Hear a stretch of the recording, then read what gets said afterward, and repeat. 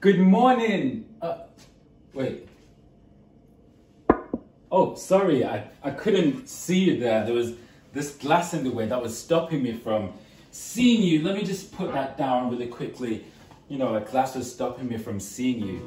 I feel like some of us in the season that we're in right now, during this lockdown, during this quarantine, we feel like there's something that is in front of us. Almost like there's this glass, this barrier that is stopping us from doing what we feel like we're meant to be doing, from doing what we feel like we're called to be doing. In fact, right now we're in the midst of a cancelled culture where everything around us may seem like it's been cancelled. Maybe some of you, your work situation has changed and the way you have to work has changed. Maybe you have to work from home more often. Maybe some of you may have lost your jobs and you feel like that's been cancelled. And for some of the youth, maybe you're not going to school or to uni and you feel like that's been cancelled. We're in the midst of a cancelled culture. The book of Genesis tells us an amazing story about a man called Joseph, the son of Jacob, and he was arrested and put in prison for something that he hadn't done.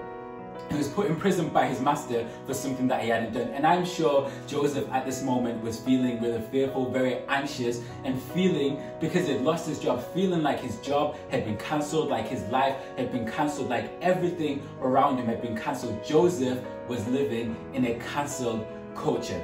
But then, in the book of Genesis chapter 39, verse 20 to 21, this is what it says.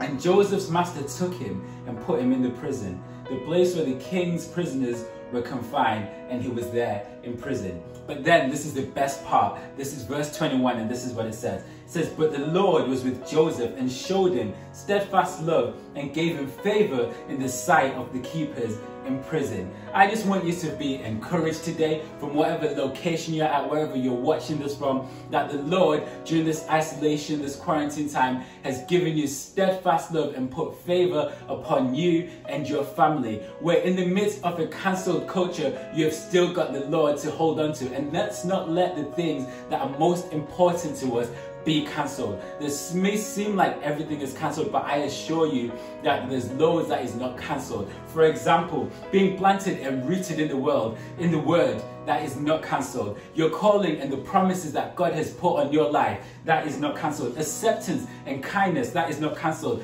Faith and expectation, that is not cancelled. Being in the presence of God, that is not cancelled. Being a part of a community and serving, that is not cancelled. You can join our M groups and our C groups, that is not cancelled. Going to church is not cancelled. Friends, I just want you to be encouraged today that everything is not cancelled. You can still be planted and rooted in the word and God, your firm foundation. So why don't you break the glass that's in front of you in the midst of this cancelled culture and say, my faith will be a pillar to those around me. I just want to encourage you to think about that in this next couple of days, maybe today. Why don't you break that glass in front of you?